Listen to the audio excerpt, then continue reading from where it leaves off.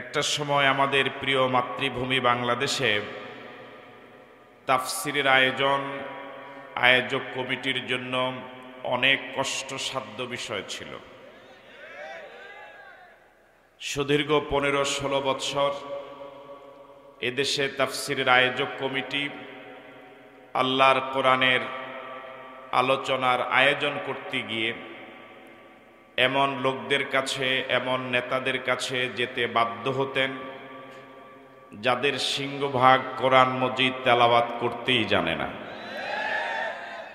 এমন নেতাদের কাছে আল্লাহর কোরআনের আয়োজন করতে গিয়ে আয়োজক কমিটি যেতে বাধ্য হতেন,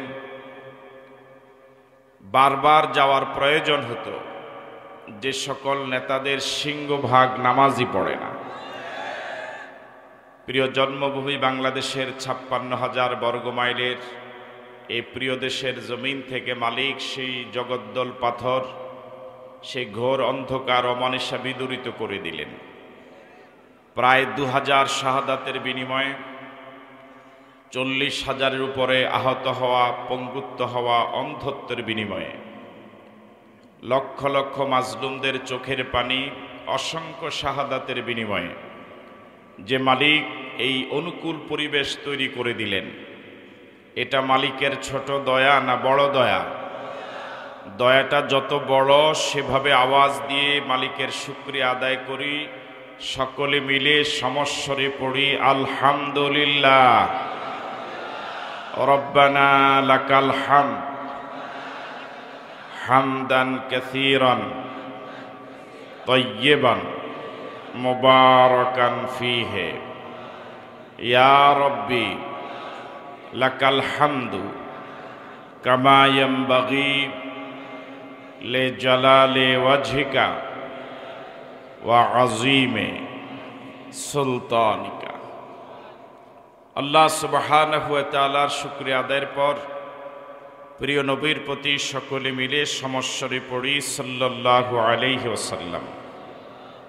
শুহাদায়ে কেরামদের আত্মার মাগফিরাত কামনা করে আপনাদের সকলকে আন্তরিক ধন্যবাদ এবং মোবারকবাদ জানিয়ে, যেহেতু তাফসিরুল কোরআন মাহফিল, সে লক্ষ্যে কোরআন মজিদ থেকেই সরাসরি কথা বলা জরুরি মনে করছি।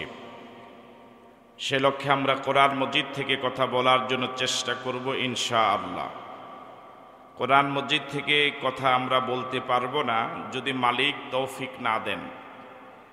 আমরা আমাদের মালিকের কাছে তৌফিক কামনা করি, মালিক তুমি তোমার কালাম থেকে কিছু বলতে আমাদেরকে তৌফিক দান করো। সুবহানাকা লা ইলমা লানা ইল্লা মা আল্লামতানা ইন্নাকা আনতাল আলিমুল হাকিম। রব্বিশ শরহ লি সাদরি ওয়া ইয়াসসির লি আমরি ওয়াহলুল উকদাতাম মিন লিসানি ইয়াফকাহু কওলি। শুরুতে কোরআন মজিদের একটি সূরার কিছু অংশ তেলাওয়াত করেছি। সূরাটির নাম হুদ। এই সূরাতে আয়াত রয়েছে 123, রুকু রয়েছে 10। এই সূরার ক্রমিক নাম্বার 11। রাসূল করিম সাল্লাল্লাহু আলাইহি ওয়াসাল্লামের হিজরতের আগে নাজিল হয়েছিল, এই জন্য সূরাটি মাক্কিয়া। আমি আরেকবার বলছি, সূরার নাম হুদ, আয়াত 123, রুকু 10, ক্রমিক নাম্বার 11, সূরাটি মাক্কি। জবাব পাওয়া যাবে ইনশাআল্লাহ। এই জবাবটা তো সবাই দিলেন না, জবাব পাওয়া যাবে ইনশাআল্লাহ। সূরার নাম। আজকে যুবকের সংখ্যা খুব কম, উপস্থিতির মাঝে যুবক বেশি না বুড়া বেশি? বোঝা যায় আওয়াজে যে যুবক বেশি। শুধু যুবকেরা বলো তো সূরার নাম। এবার বুড়ারা বলেন সূরার নাম। বুড়াও তো কম না মনে হয়। এবার যুবক বুড়া সকলে মিলে একসাথে বলুন সূরার নাম, আয়াত, রুকু, ক্রমিক নাম্বার। সূরাটি মাক্কি না মাদানী? এবার এভাবে বলুন, কোরআন মজিদের 11 নম্বর সূরায় কয়টি আয়াত? ওই সূরায় কয়টি রুকু? ওই সূরাটি মাক্কি না মাদানী? এবার সবাই একসাথে বলুন সে সূরাটির নাম। 123 আয়াত সম্বলিত এই সূরার আমরা 36 আয়াত থেকে তেলাওয়াত শুরু করেছি। এই অংশে আল্লাহ রাব্বুল আলামিন হযরত নূহ নবীর আলোচনা করেছেন। আল্লাহ রাব্বুল আলামিন এই পৃথিবীতে লক্ষাধিক নবী এবং রাসূল পাঠিয়েছিলেন, তার মাঝে হযরত নূহ আলাইহিস সালাতু সালাম একজন। আল্লাহ রাব্বুল আলামিন নূহ নবীকে অনেক লম্বা হায়াত দিয়েছিলেন। উনি 950 বৎসর পৃথিবীতে জীবিত ছিলেন। কত বৎসর? সবাই বলুন। কম না অনেক বেশি? এই 950 বৎসর এই দীর্ঘ হায়াতে তিনি যে দাওয়াতি কাজ করেছেন, এই লম্বা দাওয়াতি কাজে ওনার প্রতি ওনার দাওয়াত কবুল করেছে মাত্র 80 জন। কতজন?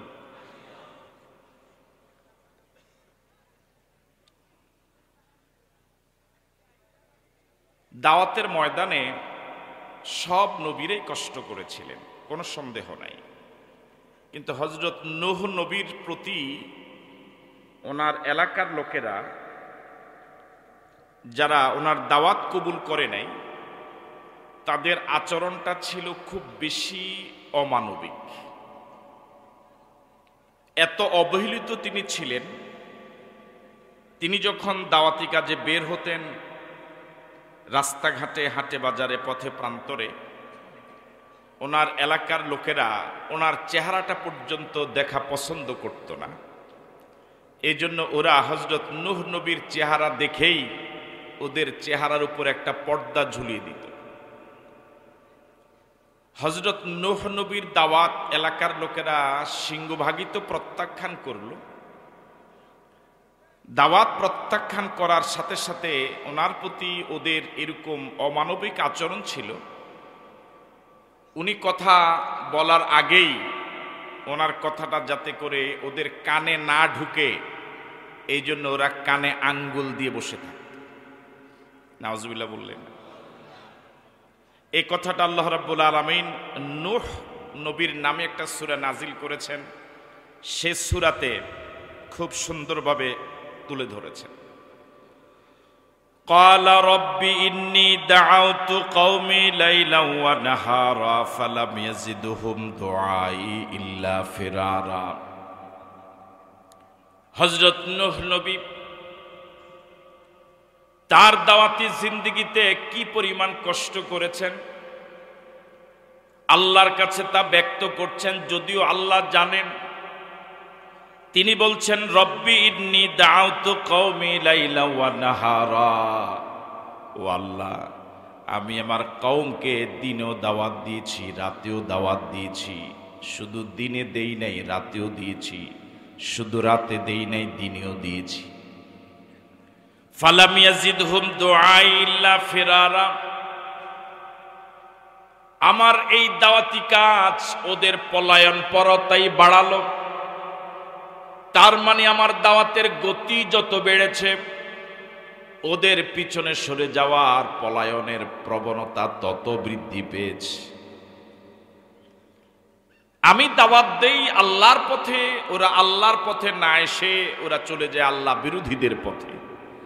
আমি ওদেরকে দাওয়াত দেই জান্নাতের পথে, ওরা জান্নাতের পথের দাওয়াত কবুল না করে ওরা চলে যায় জাহান্নামের পথে।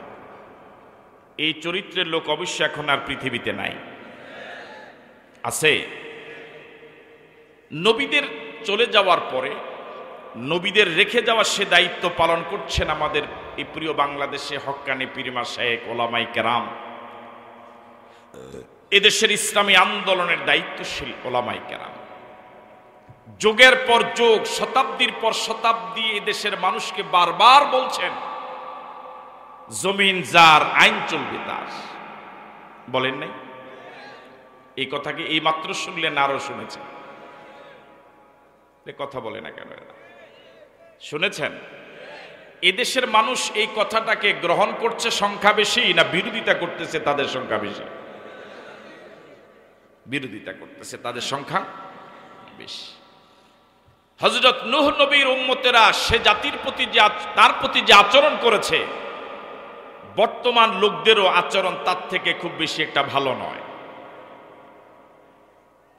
এদেশে ইসলাম বিরোধী যারা, তারাও বেগানা মহিলা দেখলে মেজাজ ভালো হয়ে যায়, কিন্তু ওলামায়ে কেরামের চেহারা দেখলে মেজাজ গরম হয়। ওরা গানের আওয়াজ শুনলে মেজাজ ভালো হয়, মনোযোগী হয়ে শুনে, কিন্তু কোরআনের আলোচনার আওয়াজ শুনলে পরে ওদের মেজাজ গরম হয়। এই চরিত্রের লোক আগেও ছিল, এখনো আছে। ফালাম ইয়াজিদহুম দুআই ইল্লা ফিরারা। এবার হযরত নূহ বলছেন, ওয়া ইন্নী কুল্লামা দাআতুহুম লিতাগফিরা লাহুম জাআলু আসাবিআহুম ফি আযানিহিম। রব্বুল আলামিন, আমি ওদেরকে যখনই কল্যাণের পথে ডাকি, কল্যাণকর পথের দিকে আসার জন্য যখনই আহ্বান করি, আমার দাওয়াতটা ওরা কবুল করা তো দূরে, আমার কথাটা কানে নিতে চাইল না, বরং জাআলু আসাবিআহুম ফি আযানিহিম, আমার কথা যেন কান দিয়ে না ঢুকে এই জন্য ওরা কানে আঙ্গুল দিয়ে থাকে। এখনো তো সমাজে জাতীয় লোক আছে, জোরে বলেন আছে না নাই? এদেশের তৌহিদি জনতার হৃদয়ের স্পন্দন, তাফসীর জগতের মুকুটহীন সম্রাট যিনি ছিলেন, গোটা পৃথিবীর তৌহিদি জনতার যিনি মাথার তাজ ছিলেন,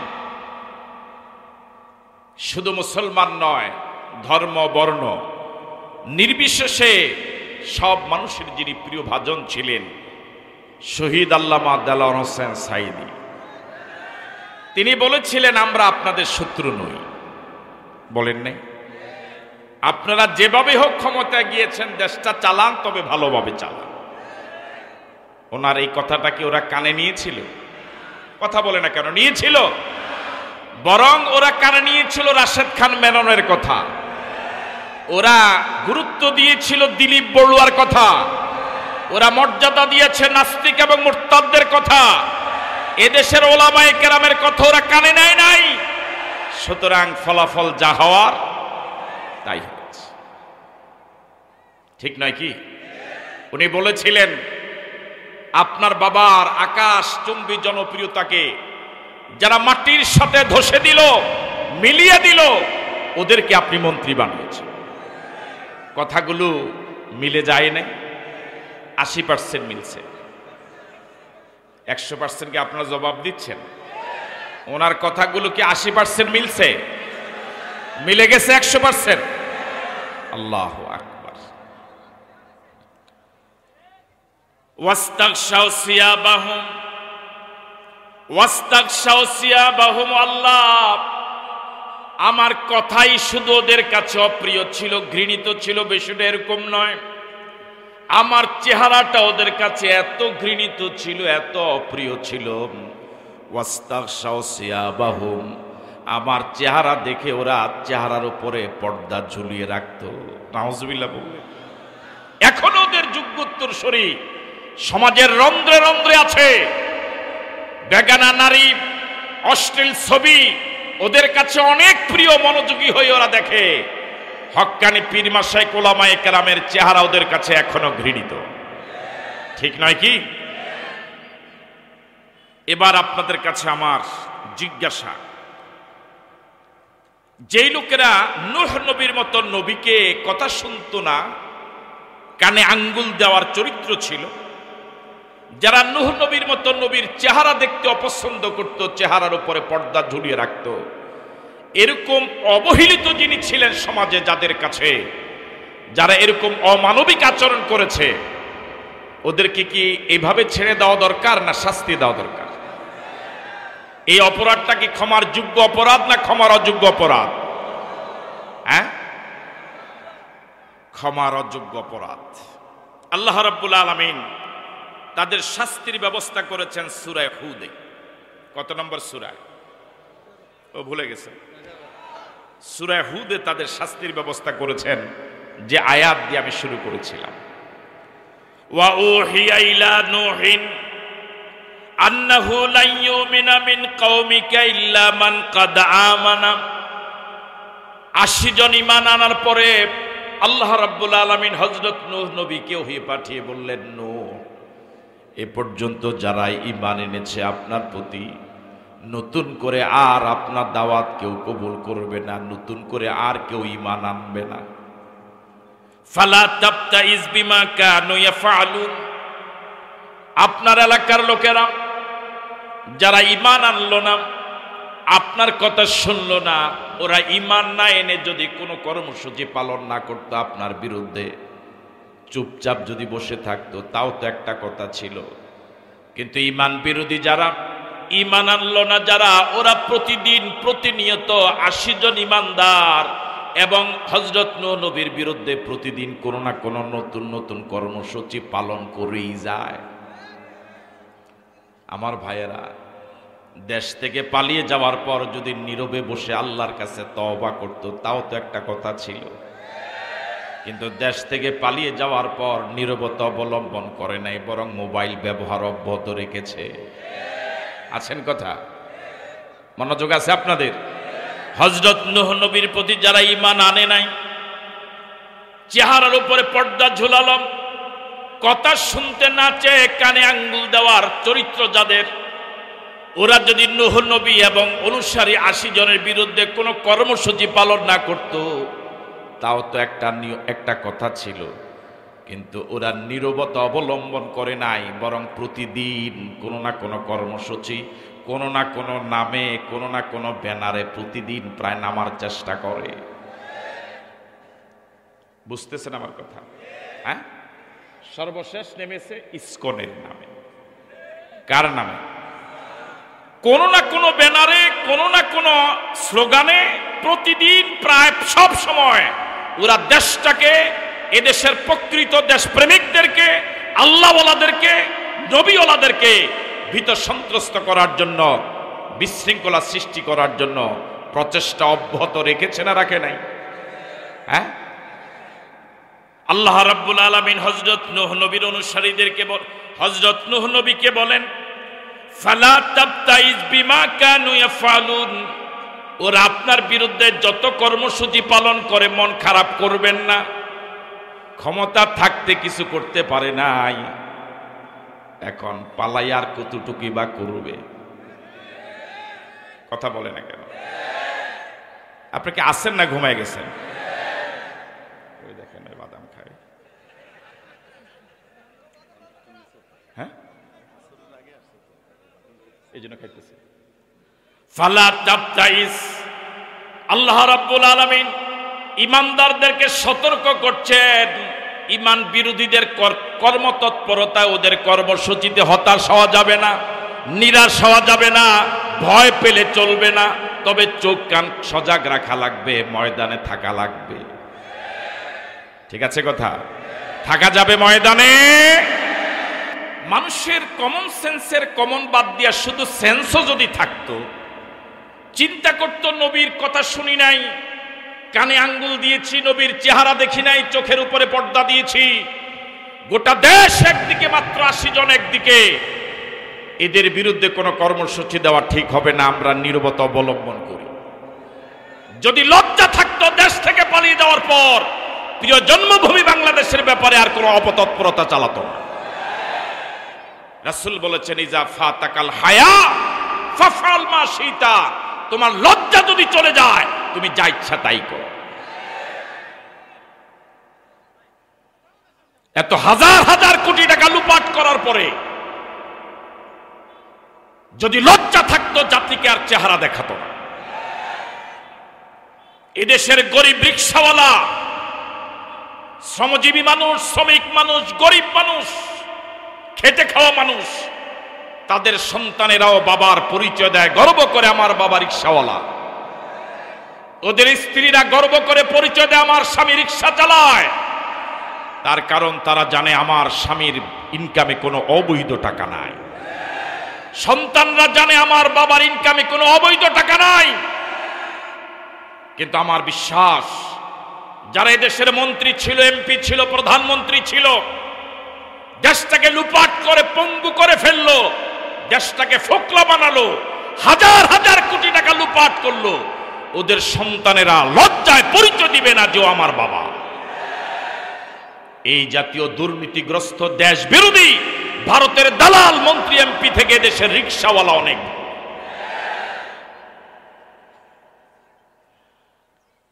ওয়াসনাইল ফুলকা বিআয়ুনিনা ওয়া ওয়াহিনা ওয়ালা তুখাতিবিনি ফিল্লাযিনা যালামু।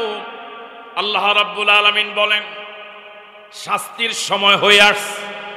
মনোযোগ আছে আপনাদের? আর কত? হ্যাঁ, শাস্তির সময় ঘনাইছে না ঘনায় নেই? ওয়াসনাইল ফুলকা, আল্লাহ রাব্বুল আলামিন নূহ নবীকে বলেন, এবার একটা নৌকা বানান। কি বানান? আরো জোরে বলেন। নৌকার কথা কিন্তু কোরআন শরীফে আছে।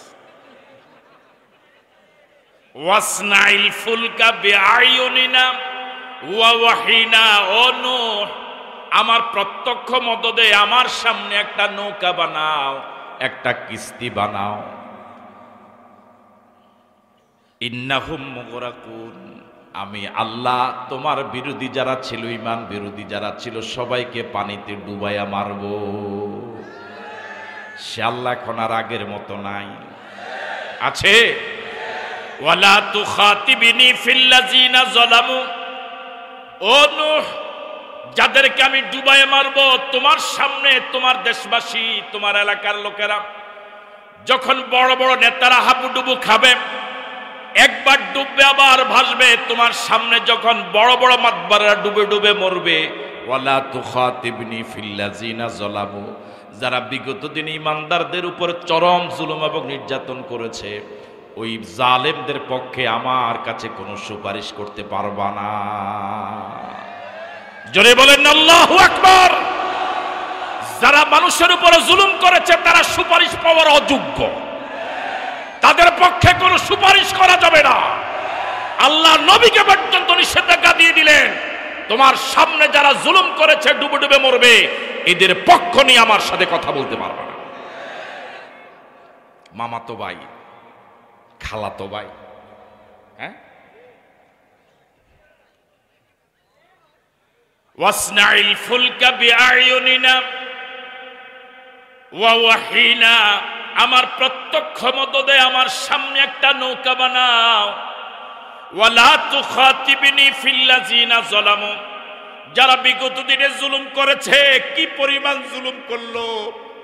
আল্লাহর পয়গাম্বর রাস্তায় বের হতেন, ওরা কানে আঙ্গুল দিয়ে রাখতো। কি অমানবিক আচরণ!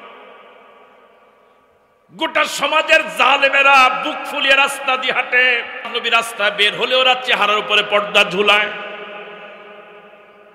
আমার ভাইয়েরা, এই দেশে যারা 3টা মন্ত্রণালয়, 2 জন মন্ত্রী 5 বছর চালালো, গোটা পৃথিবীবাসী সাক্ষী, 1 টাকা দুর্নীতি তারা করে নাই।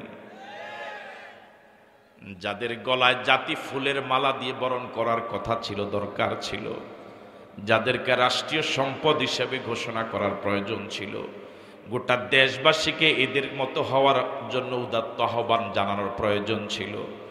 দুর্ভাগ্যজনক হলেও সত্য, জাতীয়দের গলায় ফুলের মালা দেয় নাই, বরং ফাঁসির মালা দিয়েছিল। যাদের বসবাস হওয়ার কথা জেলখানায়, ওরা বুক ফুলিয়ে ঘুরেছে, আর যারা বুক ফুলিয়ে চলার কথা, ওদের বাসস্থান হয়েছে জেলখানায়। ওয়ালা তুখাতিবিনি ফিল্লাযিনা যালামু, যারা এরকম জুলুম করেছে মাজলুমদের উপরে, ওদের পক্ষে কোনো সুপারিশ করা যাবে না, কোনো কথা বলা যাবে না।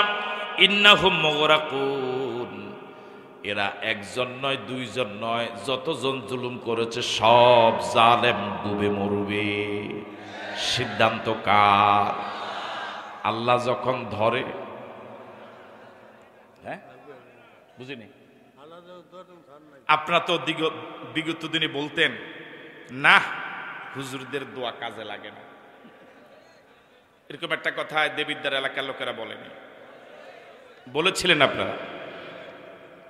আপনারাই বলেছিলেন, আমরাই বলেছিলাম, যখন ওই জালেম নির্ধারণ করেছিল 41 সাল পর্যন্ত থাকবে, এদেশের মানুষ যখন বারবার প্রতিটি পদক্ষেপ চূড়ান্ত পর্যায়ে ব্যর্থ হচ্ছিল, এদেশের মানুষ একসময় বলা শুরু করেছিল, কিসের 41, যতদিন বাঁচে। ঠিক নয় কি?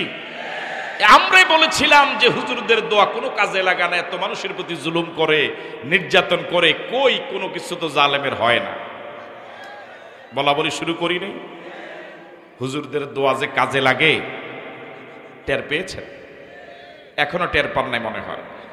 আল্লাহ রাব্বুল আলামিন সকল মাজলুমদের চোখের পানি, সকল মাজলুমদের ফরিয়াদ, সকল শাহাদাতের রক্ত, সকল আহত হওয়া, পঙ্গুত্ব বরণ করা, অন্ধত্ব বরণ করা টোটাল মাজলুমদের ফরিয়াদ জমা করে 5 আগস্ট বিস্ফোরণ ঘটিয়ে দিয়েছিল।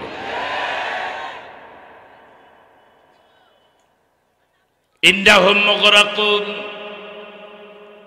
আল্লাহ রাব্বুল আলামিন বলেন, সব জালেম ডুবে মরবে, সব জালেম ডুবে মরবে।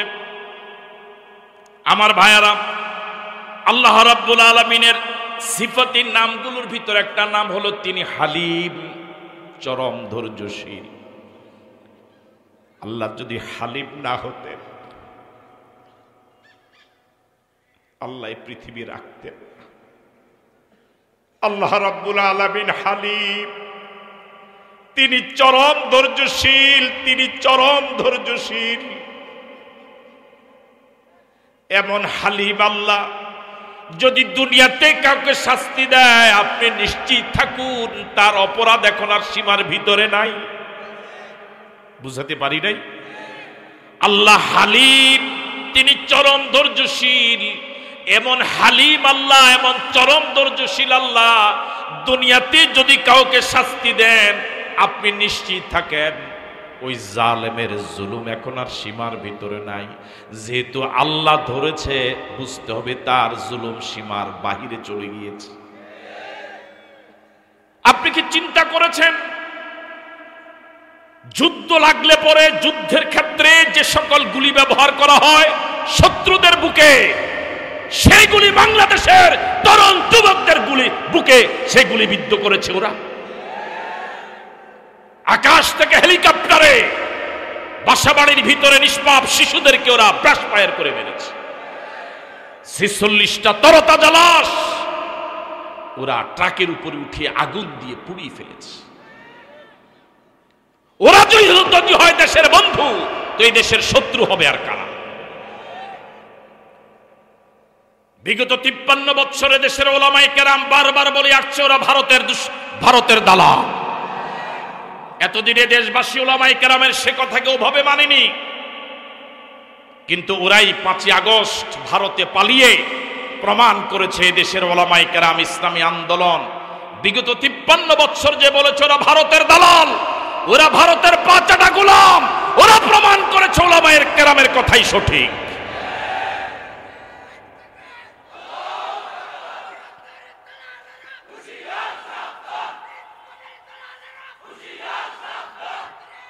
বিগত 53 বছরে দেশে সত্যিকারের দেশপ্রেমিকদেরকে বারবার গালিগালাজ করা হতো পাকিস্তানের দালাল বলে, কিন্তু বিগত 53 বছরে এদেশের কেউ পাকিস্তানে পালিয়ে যায় নাই। 71 সনে ওরা পালিয়ে গিয়েছিল ভারতে, 75 সনে ওরা পালিয়ে গিয়েছিল ভারতে, 24 সালে ওরা পালিয়ে গিয়েছিল ভারতে। ঠিক নয় কি? কি কপাল পোড়া! পৃথিবীতে দ্বিতীয় কোন দেশ আমার জানা নেই যে দেশের প্রধানমন্ত্রী পালিয়ে যাওয়ার সাথে সাথে ও দেশের জাতীয় মসজিদের খতিবও পালায়। পৃথিবীতে দ্বিতীয় কোন দেশ আমার জানা নেই যে দেশের প্রধানমন্ত্রী পালাবার সাথে সাথে মন্ত্রী, এমপি, বড় নেতা, ছোট নেতা, সাজ্জা নেতা, মাজ্জা নেতা, পাতি নেতা, সাতি নেতা, একদম কি গ্রামের রুট লেভেলের কর্মীরা পর্যন্ত পালায়।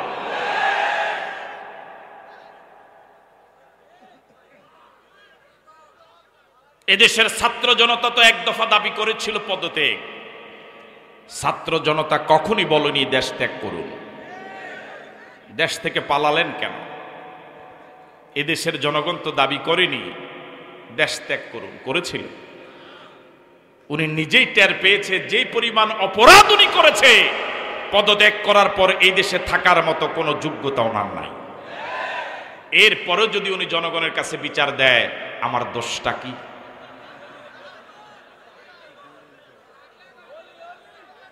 যে দেশের প্রধানমন্ত্রী জাতির সামনে, মিডিয়ার সামনে এভাবে বলতে পারে, আমার অফিসের পিয়ন 400 কোটি টাকার মালিক, হেলিকপ্টার ছাড়া চলে না।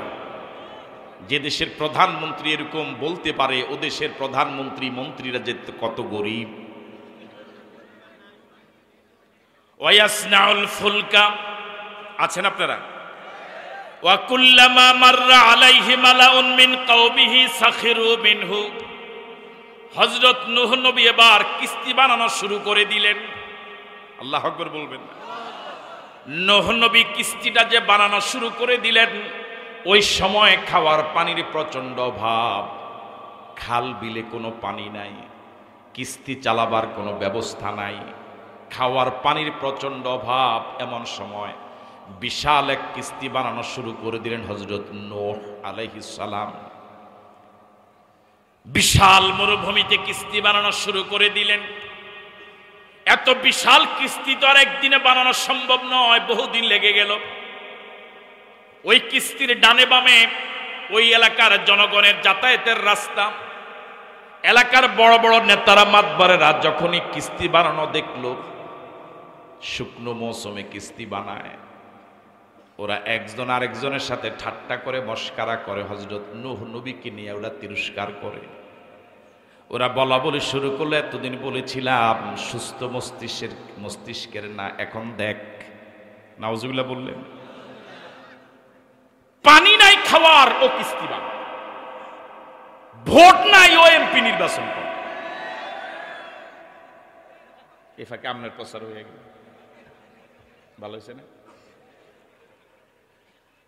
ওয়া কুল্লামা মাররা আলাইহি মালাউন মিন কওমিহি।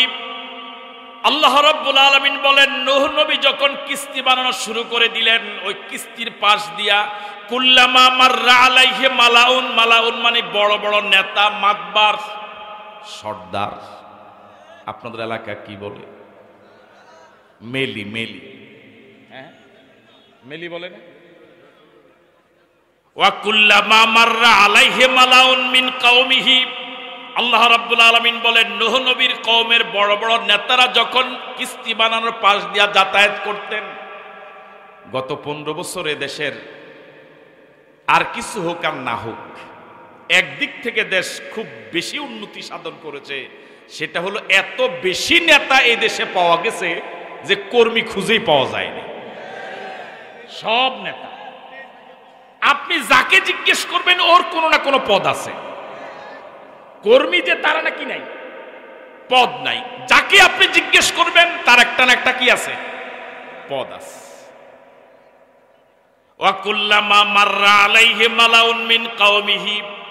নূহ নবীর এলাকার লোকদের মাঝে নেতা যারা, ওরা যখন কিস্তি বানানোর পাশ দিয়ে যাতায়াত করত, সাখিরু মিনহু, ওদের চিরাচরিত স্বভাব অনুযায়ী হযরত নূহ নবীকে দেখে ওরা মস্কারা করেছে, ঠাট্টা করত, তিরস্কার করত। এই কথাগুলো কি বুঝেন? ঠাট্টা করা, তিরস্কার করা, আর কি বলা যায়? উপহাস করা। ঠিক আছে কথা? ওরা ভেংসি দিয়ে বলতো, কি নূহ কই চালাইবা? বুঝেন নাই কথা? খাওয়ার পানি নাই, এটা বানাও যে চালাইবা কই? এভাবে আসা যাওয়ার সময় প্রত্যেকবার, প্রতিবার, প্রতিদিন ওরা বিভিন্নভাবে ব্যঙ্গাত্মক মন্তব্য করে, তিরস্কার করে, উপহাস করে। আগে তো হযরত নূহ নবীকে কষ্ট দিয়েছিলই, এখন আবার মানসিকভাবে কষ্ট দিচ্ছে। ওদের যোগ্য উত্তরসূরিরা তো এখনো পৃথিবীতে এই কাজ অব্যাহত রেখেছে। যারা দেশ বিরোধী, ওদের কোনো দোষ নাই, সব দোষ হুজুরদের। বলতো না, 10 জন হুজুর যদি একটু দ্রুত হাঁটে খাইতে যায়, যদি একটু আস্তে আস্তে হাঁটে এমন খানা খাইছে হাঁটতেই পারে না। যারা দেশটাকে লুপাট করলো, পঙ্গু বানালো, ওরা দেশ খাইলো না, হুজুররা দেশ খাইলো।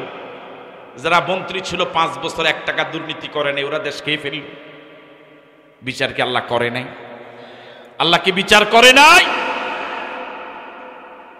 ক্বালা ইন তাসখারু মিন্না ফাইন্না নাসখারু মিনকুম কামা তাসখারুন। অনুবাদ শোনার আগে বলেন আল্লাহু আকবার। আমার ভাইয়ারা, কিস্তি বানাতে বললেন কে? আরো জোরে বলুন। কিস্তি চালাবার জন্য পানির ব্যবস্থা করবেন কে? আওয়াজ দিয়ে বলুন তো আল্লাহ। আরো জোরে বলুন আল্লাহ। আরেকবার বলুন আল্লাহ। কিস্তি বানানো প্রায় শেষ। কিস্তি বানানো শেষ হলেই তো আকাশ থেকে পানি আসবে। হযরত নূহ এবং ঈমানদারেরা বেঁচে যাবে, ওই বেঈমানেরা পানিতে ডুবে মরবে। এতদিন পর্যন্ত দীর্ঘদিন হযরত নূহ নবী তাদের সে নির্যাতন সহ্য করেছেন মুখ বুঝে। এখনো তারা নির্যাতন করছে, তিরস্কার করছে। এখন কি একটু জবাব দেওয়া দরকার নয়? এখন কি একটু ঘুরে দাঁড়ানো দরকার না? কথা বলে না কেন? ভয় পাচ্ছেন আপনারা? এবার হযরত নূহ নবী তাদের তিরস্কারের জবাব দিচ্ছেন। আল্লাহু আকবার বলবেন না? মাজলুমদের প্রতি জুলুম করতে করতে মাজলুমদের পিঠ যখন দেয়ালে ঠেকে যায়, তখনই মাজলুমরা ঘুরে দাঁড়ায়। হযরত নূহ নবীর প্রতি এতদিন যে জুলুম হলো, কিস্তি বানানো দেখার পরে ওরা যে মানসিক টর্চারে রাখলো, নির্যাতন করলো, এবার হযরত নূহ নবী জবাব দেওয়া শুরু করলেন। ক্বালা, হযরত নূহ নবী বলেন ইন তাসখারু মিন্না ফাইন্না নাসখারু মিনকুম কামা তাসখারুন। ও এলাকার মাতবারেরা, আমাদেরকে যেভাবে ঠাট্টা করছো, মস্কারা করছো, আমরা ইনশাআল্লাহ তোমাদের ঠাট্টার জবাব দিতে পারবো। আরো জোরে করেন আল্লাহু আকবার। ওনার সাথে মাত্র কয়জন? ওনার সাথে ঈমানদার মাত্র হাতে গোনা অল্প কয়েকজন। গোটা দেশ একদিকে, আর ওনারা ঈমানদার অল্প কয়েকজন একদিকে। কি দায়িত্বহীন কণ্ঠে, কি বীর দর্পে, কি বলিষ্ঠ কণ্ঠে, সাহসী কণ্ঠে জবাব দিলেন। এই দিন আরো দিন আছে। এখন ঠাট্টা করছো, মস্কারা করছো, আমরা ইনশাআল্লাহ ঘুরে দাঁড়াবো। আমরা প্রত্যেকটা ঠাট্টার কড়ায় গন্ডা হিসাব নেব।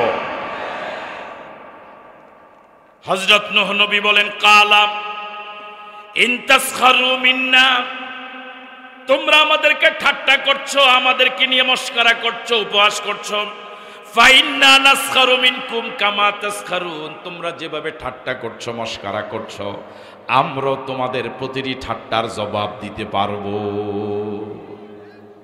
সাহস কিছু কমতেছে না বাড়তেছে আপনাদের? আওয়াজ তো বাড়ে নাই। সাহস কমছে না বাড়ছে? অনেকের মুখে তো আপনার চাদর দেওয়া, এই জন্য আওয়াজ যত জোরেই দেয় বাইর হয়।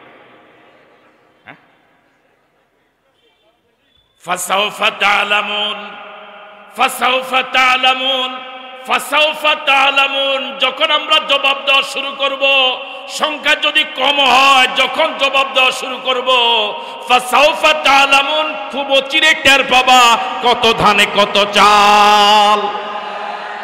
টের পায় নাই? জোরে বলেন, টের কি পায় নাই? পাইছে? আমার ভাইয়েরা, যেটা কিছুক্ষণ আগে বলেছিলাম, যুদ্ধক্ষেত্রে শত্রুর মোকাবেলায় যে অস্ত্রগুলো ব্যবহার করা হয়, যে গুলি ব্যবহার করা হয়, সেই গুলি ব্যবহার করা হয়েছিল বাংলাদেশের তরুণ ছাত্র জনতার উপরে।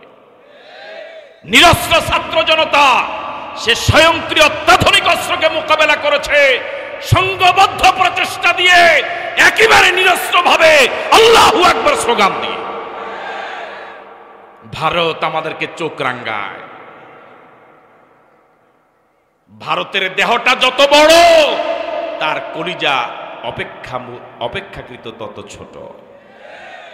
ভারত, তোমার অস্ত্র আছে, জনবল আছে, ভূখণ্ড আছে, কিন্তু আমার যা আছে সেটা তোমার নাই। যে দেশের তৌহিদি জনতা সরকারি গোয়েন্দা, সরকারি গুন্ডা বাহিনীর, সরকারি ছাত্র জনতার, ছাত্র বাহিনীর, ছাত্র সংগঠনের, সরকারি বাহিনীর সকল অস্ত্রের মোকাবেলায় নিরস্ত্রভাবে বুক চিতিয়ে দিয়ে মোকাবেলা করে দেশকে স্বাধীন করেছে, ওই জনতা ভারতকে থোড়াই কি আর করে? ভারত এখনো টের পায় নাই বাঙালিরা কি জিনিস। মোকাবেলা করা যাবে। বিগত 53 বছরে এইমাত্র বাংলাদেশ মেরুদণ্ডের উপরে সোজা হয়ে দাঁড়াবার শুরু করেছে। ভারত এখন লেজ গুটিয়ে পালাবার অবস্থা। আগে যেরকম খুব ফালাইয়া ছড়ায় কথা বলতে, এখন কিন্তু একটু হিসাব করে, হিসাব আরো সামনে করবে। এই বাংলাদেশের 1 ইঞ্চি জমি কারো কাছেই যারা দেওয়া নাই। 71 সনে দেশের মুক্তিযোদ্ধারা জীবন দিয়ে পাকিস্তানিদের বিরুদ্ধে আবাল বৃদ্ধ বনিতা 9.5 মাস রক্তক্ষয়ী সংঘর্ষ করে দেশকে স্বাধীন করেছে। ভারতের বিরুদ্ধে 24 জুলাই আগস্টে এদেশের ছাত্র জনতা ভারতের বিরুদ্ধে মূলত স্বাধীনতা অর্জন করেছে। সুতরাং ভারত আমাদের দিকে চোখ রাঙিয়ে তাকাবে না।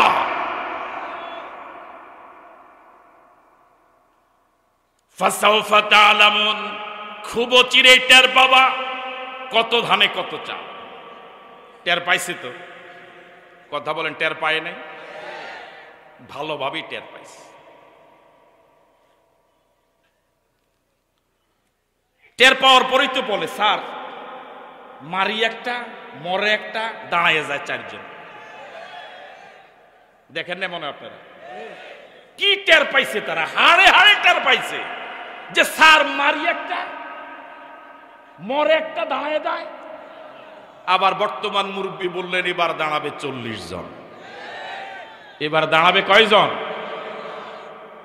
আমার ভাইয়েরা, যাত্রা বাড়িতে যারা ছিলেন যুদ্ধের ময়দানে, প্রত্যক্ষদর্শীদের বর্ণনা শুনলাম এরকম, বৃষ্টির মতো গুলি মারা হচ্ছে, পাখির মতো মানুষগুলো মরছে, ডানে লাশ, বামে লাশ, সামনে লাশ পড়ছে, পিছনে লাশ। আর দায়িত্বশীল বলছে লাশ যারা মরে গেল ওদেরকে কেউ না কেউ দাফন করবে, কিন্তু এই জালেমকে পতন ঘটাবার জন্য কেউ আর বাড়ি থেকে বের হবে না, আমাদেরকে সামনে যেতে হবে। লাশ, লাশের পর লাশ পড়েছে, ওরা থমকে দাঁড়ায় নাই, ওরা পিছনে হটে নাই, ওরা সামনে হটেছে। এই যুবকদের জন্য মন থেকে দোয়া করি, যে যুবকেরা বাংলাদেশের এই জালেমকে এভাবে পতন ঘটালো, ইতিহাসের সেরা পতন। আল্লাহ এই যুবকদেরকে তুমি কোরআনের কর্মী বানায় দাও। আরো জোরে বলে আমিন। যুবকরা কি পারা যাবে কোরআনের জন্য আরেকবার ময়দানে নামতে? কারা কারা পারবো? 2 হাত তুলে দেখাই।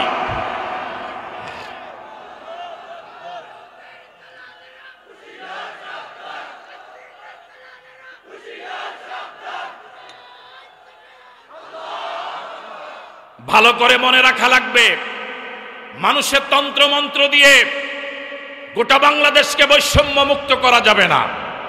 ওং শান্তি বলে রক্তবমি করলেও শান্তির ছিটে ফোঁটা পাওয়া যাবে না। শান্তি যদি পেতে হয় কোরআনের দিকে আসা লাগবে। এই কোরআনই শান্তির অমীয় বাণী। এই কোরআনের রাত যদি কায়েম না হয়, মানুষ বারবার জীবন দিবে, বারবার মানুষ মারা যাবে, আন্দোলন হবে, দেশের মানুষের ভাগ্যের পরিবর্তন হবে না। আমরা কি চাই আমাদের বাংলাদেশ কোরআন দিয়ে চলুক? এটাকে আমরা চাই। আল্লাহ কবুল করুক, বলি আমিন। ফাসাউফা তাআলামুন, অচিরে টের পাবা, মাইয়াতিহি আযাবুন ইউখজি, কার জন্য অপমানজনক শাস্তি প্রযোজ্য। আল্লাহু আকবার বলবেন না? ভালো করে শুনুন, মনোযোগ দিয়ে শুনুন। ফাসাউফা তাআলামুন, অচিরে তারা টের পাবে, মাইয়াতিহি আযাবুন ইউখজি, কার উপরে অপমানজনক শাস্তি আসবে, কার জন্য অপমানজনক শাস্তি প্রযোজ্য, অচিরেই তারা টের পাবে। কি সুন্দর মনের মাধুরী দিয়ে সাজানো গণভবন ছিল, ঠিক কিনা? কি মনের মাধুরী দিয়ে গণভবনটা সাজিয়েছিল। আজীবন এই জায়গা থাকবে বলে কি বড় বড় রাজহাঁস পালছিল। আপনি কি দেখছেন? হ্যাঁ আমার ভাইয়েরা, মাইয়ুখজিহে, অপমানজনক শাস্তি কার উপরে প্রয়োগ হবে অচিরেই তারা টের পাবে। এর থেকে লজ্জাজনক, অপমানজনক, কেউ হাঁস নেয়, কেউ ফুলকপি নেয়, কেউ পাঙ্গাস মাছ নেয়, পুরা গণভবন তছনছ হয়ে গেল। এটাই বাংলাদেশের জন্য সবচেয়ে অপমানজনক। তার জন্য আল্লাহ এটা বলেছেন ১৫০০ বছর আগে। মাইয়াতি আযাবুন ইখজি, এটা তো দুনিয়ার অপমান, এটা দুনিয়ার সামান্য অপমান, এটা দুনিয়ার অপমান। ওয়া ইয়াহিল্লু আলাইহি আযাবুম মুকিম, অচিরে তারা টের পাবে চিরস্থায়ী আযাব কার জন্য প্রয়োগ হবে। ওদের জন্য দুনিয়াও বরবাদ, আখিরাতও বরবাদ। ও যুবকেরা, বিনয়ের সাথে আরজ করি, এমন মিছিলে কেন যাবা যে মিছিলে গেলে আমার আল্লাহর নাম নেওয়া যায় না? এমন রাজনীতি কেন করবা যে রাজনীতি করলে আল্লাহু আকবার বলা যায় না? ফিরে আসো সেই পথ থেকে। হাত্তা ইদা জামরুনা ওয়া ফারাত তান্নুর, কিস্তি বানানো শেষ। আপনারও মনে হয় শেষ? কিস্তি বানানো, কথা বলেন না। এবার কি আসবে? হাত্তা ইদা জামরুনা, আল্লাহর আদেশ এসে গেল। তিনি তেমন আল্লাহ, ওয়া ইযা আরাদা শাইয়ান ইয়াকুলা লাহু কুন ফায়াকুন, তিনি তো আমাদের এমন আল্লাহ, কিছু সৃষ্টি করতে চাইলে শুধু কোন বলার ইচ্ছা করেন, হয়ে যায়। ফাআলুল লিমা ইউরিদ, তিনি সব ক্ষমতার মালিক, যা ইচ্ছা তিনি তাই করতে পারেন। আল্লাহ রাব্বুল আলামিনের আদেশ এসে গেল। ওয়া ফারাত তান্নুর, এই পৃথিবীতে যত গর্ত ছিল, যত উনুন ছিল, যত চুলা ছিল, সবগুলো ফেটে নিচ থেকে পানি বের হওয়া শুরু হলো। আল্লাহু আকবার। জমিন থেকে পানি বের হলো, আকাশ থেকে পানি বর্ষণ হলো, জমিন পানি ছেড়ে দিল, আকাশ পানি বর্ষণ করলো, পুরা পৃথিবী পানিতে সয়লাব হয়ে গেল। আল্লাহু আকবার বলবেন না? ওরা না কিছুক্ষণ আগে কি বলেছিল? হ্যাঁ, ওরা বলেছিল, হ্যাঁ কি বলছিল? পানি নাই, চালাইবে কই? আমাদের দেশে তো বলছিল এই আন্দোলনে এদেরকে দমন করার জন্য আমাদের ছাত্ররাই যথেষ্ট, মানুষ নাই, রাস্তায় নামে না। কথা বলা ঠিক কিনা? কিন্তু এরপরে এদের এই অহমিকা, এদের দাম্ভিকতার পরে বাহিনীর প্রধান এসে বললেন আর ৪৫ মিনিট। কয় মিনিট? ওই দিন কিন্তু ১৬ আইটেমের রান্না হয়েছে। ভাইয়ের জন্মদিন ছিল, আয়োজন ছিল ব্যাপক, মেহমান দাওয়াত দেওয়া হয়েছিল। কিন্তু বাহিনীর বিশ্বস্ত প্রধান এসে বলল আর বলো কি? হ্যাঁ এটাই কথা, জাতির উদ্দেশ্যে কিছু বলে যাই। বলছে না, জাতি মিশা কথা শোনার আর এখন রুচি নেই। ও বলল ৪১ সাল, আর এসে বলে কথা বলে না কেন? ওরা বলে সালাইবা কই? আল্লাহ এখন এমন পানি দিছে যে নৌকা একটা না হাজার হাজার নৌকা চালাবার অবস্থা হয়ে গেছে। ওরা বলেছে ছাত্ররাই যথেষ্ট, এখন জনগণ যেভাবে নামছে শুধু ছাত্র না, নিজে পালানো লাগছে। সব ক্ষমতার মালিক জনগণ। তো মাথা লাড়ে তো কহ, সব ক্ষমতার মালিক কে? ওয়াফারাত তান্নুর, পানির ব্যবস্থা হয়েছে? হয়েছে তো। কুল্লাহমিল ফিহা মিন কুল্লি যাওজাইন, আল্লাহ রাব্বুল আলামিন বলেন আমি নূহকে বললাম, এবার নৌকাটা কিস্তিটা তো পানির উপরে ভাসমান, ভাসছিল। কুল্লাহমিল ফিহা মিন কুল্লি যাওজাইন ইসনাইন, প্রতিটি প্রাণী থেকে এক জোড়া কিস্তিতে উঠাও। গরু এক জোড়া, ছাগল এক জোড়া, প্রতিটি প্রাণী থেকে কয় জোড়া? ওয়া আহলাকা, আর কিস্তিতে তোমার পরিবার উঠাও। ইল্লা মান সাবাকা আলাইহিল কাউল, তবে তোমার পরিবারের যে সদস্যের ব্যাপারে ঈমান আনবে না বলে আগে চূড়ান্ত ফয়সালা হয়ে গিয়েছে, পরিবারের সদস্য হওয়ার পরেও সে কিস্তিতে উঠার যোগ্যতা। ওয়া মান আমানা, আর দীর্ঘদিন তোমার দাওয়াতি কাজে যারা ঈমান এনেছে তাদেরকেও কিস্তিতে উঠাও। ঠিক আছে কথা? ওয়া মা আমানা মাহু ইল্লা কালিল, আল্লাহ পাক বলেন দীর্ঘ দাওয়াতি জীবনে হযরত নূহ নবীর প্রতি সামান্য কয়েকজনই ঈমান এনেছিল, যাদের সংখ্যা তাফসিরে এসেছে মাত্র ৮০ জন। তাহলে কিস্তিতে উঠা প্রত্যেকটি প্রাণীর এক জোড়া। মনোযোগ আছে আপনাদের? নিজের পরিবারের সব সদস্য না ঈমানদার? ৩ নম্বর, যারা ঈমান এনেছে তাদেরকে। এবারে হাজারো জনতার কাছে প্রশ্ন, কিস্তিতে উঠার একমাত্র যোগ্যতা ঈমান না কুফর? আরো জোরে বলেন। তাহলে কোন বেঈমান কিস্তিতে উঠতে পারবে না। কোন বেঈমান যদি কিস্তিতে উঠে, কিস্তি ভাসবে না, ডুবে যাবে। ওদের কিস্তি কেউ ডুবায় নাই, ওরা নিজেরা ডুবাইছে।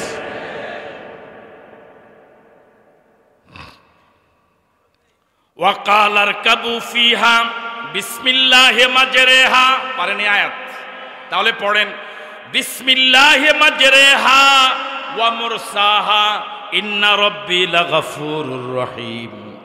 হযরত নূহ নবী বললেন ওয়াকাল আরকাবু ফিহা, তোমরা এই কিস্তিতে আরোহণ করো। বিসমিল্লাহি মাজরেহা, এই কিস্তির গতি আল্লাহর নামে। এই কিস্তিটা ঘন্টায় কত মাইল বেগে চলবে এটা আমার নিয়ন্ত্রণে নাই, এটা কার নিয়ন্ত্রণে? ওরা কয়জনে পালাবে, কিভাবে পালাবে, কোন পথে পালাবে, কেমনে পালাবে?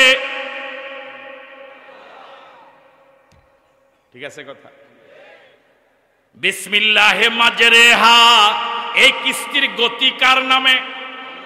ওয়া মুরসাহা, এই কিস্তির স্থিতিও আল্লাহর নামে। এই কিস্তি ঘন্টায় কত মাইল বেগে চলবে এটা আমার নিয়ন্ত্রণে নয়, এটা আল্লাহর নিয়ন্ত্রণে। আল্লাহ যেভাবে চালান এই কিস্তি সেভাবে চলবে।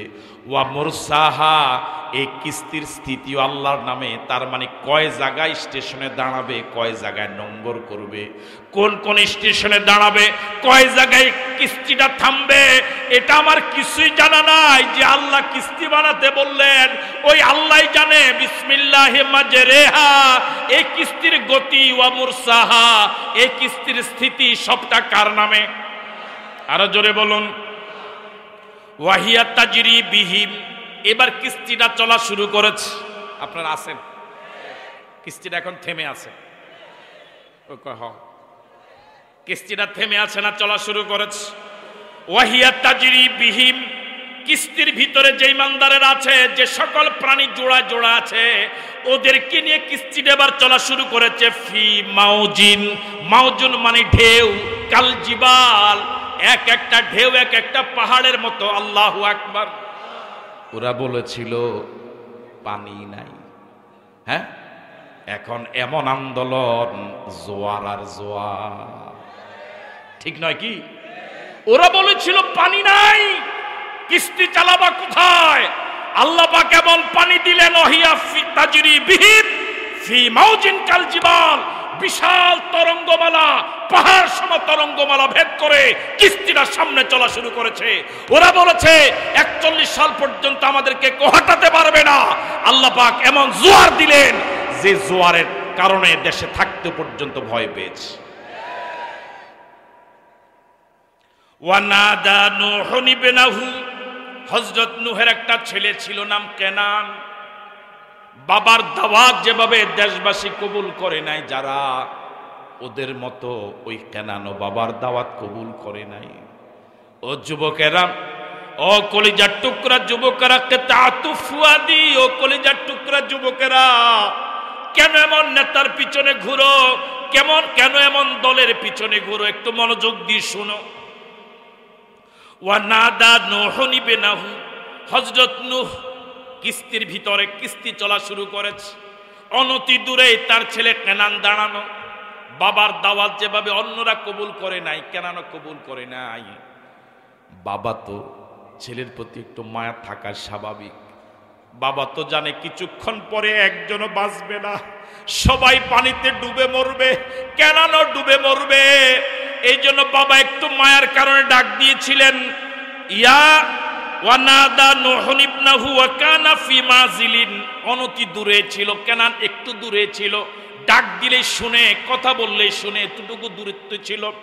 ডাক দিলেন, ইয়া বুনাইয়া, ও আমার কলিজার টুকরা ছেলে, কতবার তোকে দাওয়াত দিয়েছিলাম বাবারে, আমার দাওয়াত তুই কবুল করিস নাই, আমার দাওয়াত তুই রিসিভ করিস নাই, সহযোগী সদস্য ফরম পূরণ করিস নাই, কর্মী হস নাই, সাথী হস নাই, সদস্য হস নাই। ইয়া বুনাইয়া, ও আমার কলিজার টুকরা ছেলে, ইরকাব মানা, আমাদের সাথে কিস্তিতে আয়, আমাদের মিছিলে আয়। ওয়ালা তাকুন মাল কাফিরিন, ইসলাম বিরোধীদের সাথে তুই থাকিস না। ওদের মিছিলে যাইস না, ওদের সমাবেশে যাইস না, ওদের ভোট কেন্দ্রে যাইস না, ওদের মিছিলে যাইস না, ওদের সঙ্গে থাকিস না। ইরকাব মানা, আমার এখানে লোক জনবল কম হলেও পরে আমার দলে আয়, আমার মিছিলে আয়, আমার সমাবেশে আয়, আমার কিস্তিতে আয়। আল্লাহু আকবার। এবার দেখুন ছেলে এরকম মায়াবী কণ্ঠের ডাক শোনার পরেও ছেলে কিভাবে প্রত্যাখ্যান করছে। ছেলে এবার বলছে কালা সাফিলা জাবালিয়া সিবুনি মিনাল মা। ছেলে এবার তার বক্তব্যের বাচন ভঙ্গিটা এমন, আপনি জানতো ক্যাটক্যাট করেন না। আমার শব্দটা কি বুঝছেন আপনি? হ্যাঁ, ক্যাটক্যাট অর্থ কি? আপনার মিছিলে লোক হলো মাত্র 60-70 জন, আমাদের মিছিলে হুন্ডাই তো কয়েক হাজার। ওরে কথা কয় না, ঠিক কিনা? আমাদের মিছিলে হুন্ডা যা, আপনার মিছিলে লোকতা নেই। আপনি বুড়া মানুষ, দেশবাসী আপনাকে প্রত্যাখ্যান করছে, আপনি জানতো এখানে এরকম ক্যাটকেট করেন, আমাকে বিরক্ত করেন না। আমার এখানে জনবল, মানুষ, হুন্ডার সামনে হুন্ডা, পিছে হুন্ডা, নেতা কারে কয়? ছবি তুললেই তো ভাইরাল। ওরে কথা কয় না কা? ছেলেবার বলছে সাফিলা জাবালিন, আপনি যান, ক্যাটক্যাট করেন না, বিরক্ত করেন না। দেশবাসী আপনাকে দেখতে পারে না, দেশবাসী আপনার সাথে নাই, আমরা দেশপ্রেমিক। কথা কয় না? সাফিলা জাবালিন, ও চিরে আমি ওই পাহাড়ে উঠবো, পানি হইলে আর কদ্দুরি হবে, আন্দোলন হইলে আর কদ্দুরি হবে। কথা কয় না? সাফিলা জাবালিন, ও চিরে আমিও পাহাড়ে উঠবো, ইয়াসিমুনি মিনাল মা, পানি হইলে আর কদ্দুর হবে, আন্দোলন হলে আর কদ্দুরে হবে। আন্দোলন যদি হয়, পানি যদি হয়, ওই পাহাড় আমাকে পানি থেকে বাঁচাবে। কে বাঁচাবে? কথা বলে না, কে বাঁচাবে? আমাদের দেশের ওয়ার্ড কমিটিতে 501 সদস্য বিশিষ্ট কমিটি, ওই 501 সদস্য বিশিষ্ট কমিটির ওনার রুল নম্বর 501। কত? এরপর আর কয়জন আছে? ওনার দাপটে তো এলাকায় থাকা যেত না। কথা বলে না কেন? কিছু একটা হইলেই ওসির ফোন। কথা কয় না কেন? যে লেখাপড়া জানে না, দস্তখত দিতে জানে না, ঘরে ভাতের পাতিল নাই, ও এমপির ফোন দিয়া লাই, আমারে বাঁচাইব কে? কথা কয় না কেন? এমপি। আরেকটা পরিবেশ হলো বড় ভাই। কি ভাই? আমাদের বড় ভাই আছে না? ঠিক এরকম সে বলতেছে আমার পাহাড় আছে না, আপনি যান, আমার বাহিনী আছে না, অথচ বাহিনী আইসা কয় 45 মিনিট। কিরমটা লাগে মেজাজ? ইয়াসিমুনি মিনাল মা। এই ছেলের সাথে কি বাবার আর কথা বলার কোনো রুচি আছে? কথা বলার কোনো প্রয়োজন আছে? এবার হযরত নূহ নবী বললেন কালা লা আসিমাল ইয়াউমা মিন আমরিল্লাহ ইল্লা মান রাহিমা। ও ছেলে রে, আমার আল্লাহর ক্ষমতা সম্পর্কে তোর কোনো ধারণাই হয় নাই। হাতি ঘোড়া গেল তল, ছাগলে কয় কত জল। হ্যাঁ, কোথায় নমরুদ, ফেরাউন, হামান, কামান মাটির সাথে মিশে গেল, আর কোথাকার কোন ফাতি নেতা, ছাতা নেতা, ও কয় 41 সাল। লা আসিমাল ইয়াউমা মিন আমরিল্লাহ, আল্লাহর আযাব গজব থেকে আজকে তোকে কেউ বাঁচাতে পারবে না, ইল্লা মান রাহিমা, আল্লাহ যদি কারোর প্রতি দয়া না করে কেউ তোকে বাঁচাতে পারবে না। আল্লাহু আকবার। তাহলে সব ক্ষমতার মালিক কে? আন্নাল কুওয়াতা লিল্লাহি জামিআ, সব ক্ষমতার একমাত্র মালিক আল্লাহ, সব ক্ষমতার একমাত্র মালিক আল্লাহ, সব ক্ষমতার একমাত্র মালিক আল্লাহ। ওয়া হালা বাইনাহুমাল মাউজু ফাকানা মিনাল মুগরাকিন। বাপ এবং ছেলের যখন কথাবার্তা চলছিল, ঠিক এমন সময় পাহাড় সমপরিমাণ একটা ঢেউ এসে বাপ এবং ছেলের মাঝখানে পড়লো। ওয়া হালা বাইনাহুমা, উভয়ের মাঝখানে পর্দা হয়ে গেল একটা বিশাল ঢেউ। ওয়া ফাকানা মিনাল মুগরাকিন, অন্য জালেমেরা যেভাবে পানিতে ডুবে মরেছে, নিজের ঔরসজাত ছেলেও বাবার সামনে পানিতে ডুবে মারা গেল। বাবার নবী হওয়ার পরও ছেলেকে বাঁচাতে পারেনি আল্লাহর গজব থেকে। সুতরাং কোন হুজুর বাঁচাবে, কোন বক্তা বাঁচাবে? বাঁচাবে কেউ? কথা বলে বাঁচাবে কেউ? আরে টাকা 2000 কম দিলে তো বক্তাকে স্টেজে পাওয়া যায় না, কোত্থেকে কোন বক্তা বাঁচাবে আপনাকে? ঠিক নয় কি?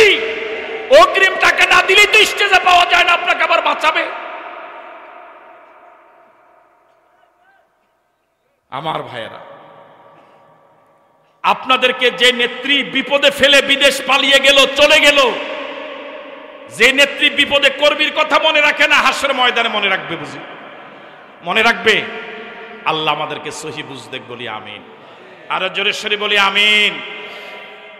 আমার আলোচনা দীর্ঘায়িত না করে আয়োজকদেরকে ধন্যবাদ, আপনাদেরকে মোবারকবাদ জানিয়ে বেঁচে থাকলে দেখা হবে কোনো ময়দানে, আর যদি মরে যায় আল্লাহ যেন জান্নাতে পরিচয় করে দে, বলি আমিন। আমার জন্য দোয়া চেয়ে আপনাদের জন্য দোয়া করে বিদায় নিচ্ছি। আসসালামু আলাইকুম ওয়া রাহমাতুল্লাহি ওয়া বারাকাতুহু।